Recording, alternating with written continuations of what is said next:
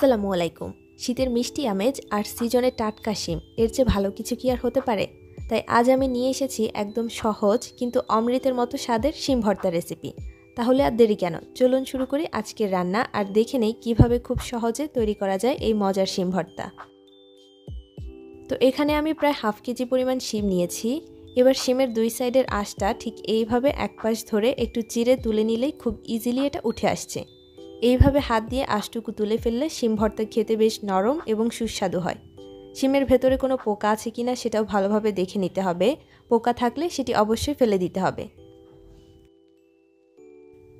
শিমগুলো ভালোভাবে ক্লিন করে নেওয়ার পর এখন এগুলোকে একটি হাঁড়িতে নিয়ে নিচ্ছি। এবার 1.5 কাপ পরিমাণ পানি এবং সাথে হাফ চা চামচ পরিমাণ লবণ দিয়ে শিমগুলোকে ভালোভাবে সেদ্ধ করে নিতে হবে।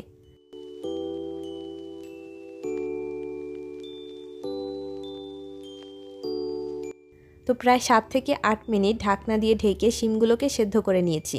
দেখতে পাচ্ছেন পানিটা একেবারে শুকিয়ে গেছে এবং শিমগুলো একদম সফট হয়ে গেছে। এবার চুলাটা অফ করে দিয়ে চলে যাচ্ছি শিমটাকে ব্লেন্ড করে নিতে। তো একটা ব্লেন্ডার জারে আমি সেদ্ধ করে নেওয়া শিমগুলো নিয়ে নিয়েছি।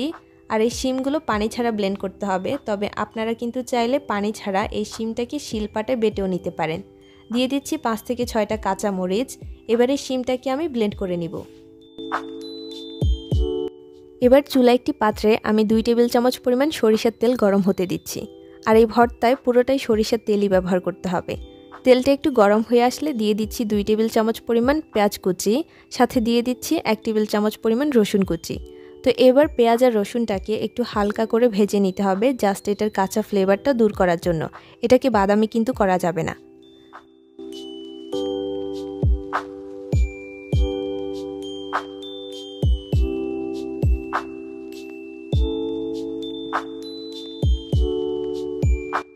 তো আমি প্রায় 2 মিনিট মিডিয়াম হিটে এটাকে ভেজে নিয়েছি। এবার দিয়ে দিচ্ছি ব্লেন্ড করে রাখা শিম। তো এবার ভর্তার টেস্ট আরও কিছুটা বাড়ানোর জন্য দিয়ে দিতে পারেন চিলি ফ্লেক্স বা শুকনো মরিচের গুঁড়া। তো আমি এখানে 1 টেবিল চামচ চিলি ফ্লেক্স দিয়ে দিয়েছি। সাথে দিয়ে দিচ্ছি হাফ চা চামচ থেকে কিছুটা কম লবণ। যেহেতু আমরা শিমগুলো সেদ্ধ করার সময় লবণ ব্যবহার করেছি, তাই এখানে লবণটা কিন্তু একটু বুঝে ব্যবহার করতে হবে। ভর্তায় সুন্দর একটি কালার আনার জন্য দিয়ে দিচ্ছি হাফ চা চামচ পরিমাণ হলুদ গুঁড়ো। তো এবার সবগুলো উপকরণ একসাথে নেড়ে চেড়ে ভালোভাবে মিক্স করে নিয়ে ভেজে নিতে হবে 4 থেকে 5 মিনিট।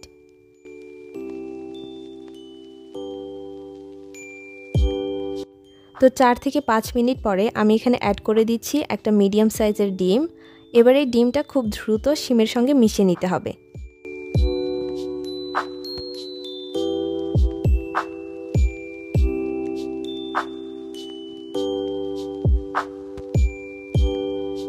তো এবার সম্পূর্ণটা খুব ভালোভাবে মেশানো হয়ে গেলে এখানে অ্যাড করে দিচ্ছি 2 টেবিল চামচ পরিমাণ ফ্রেশ ধনিয়া পাতা কুচি।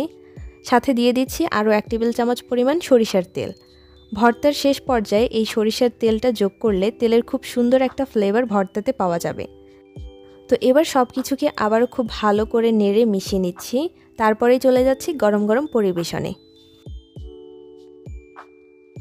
তো এই ছিল আমাদের আজকের শিম ভর্তা রেসিপি। খুবই সহজলভ্য কিছু উপকরণ দিয়ে তৈরি, যেটা গরম গরম ভাতের সাথে বেশ জমে যাবে। তো রাঁধুন, এনজয় করুন আর আমাকে জানাতে কিন্তু ভুলবেন না আপনার শিম ভর্তা কেমন হলো। ভালো থাকুন, সুস্থ থাকুন আর নতুন নতুন রেসিপি পেতে আমার চ্যানেলের সাথেই থাকুন। ধন্যবাদ সবাইকে। আসসালামু আলাইকুম।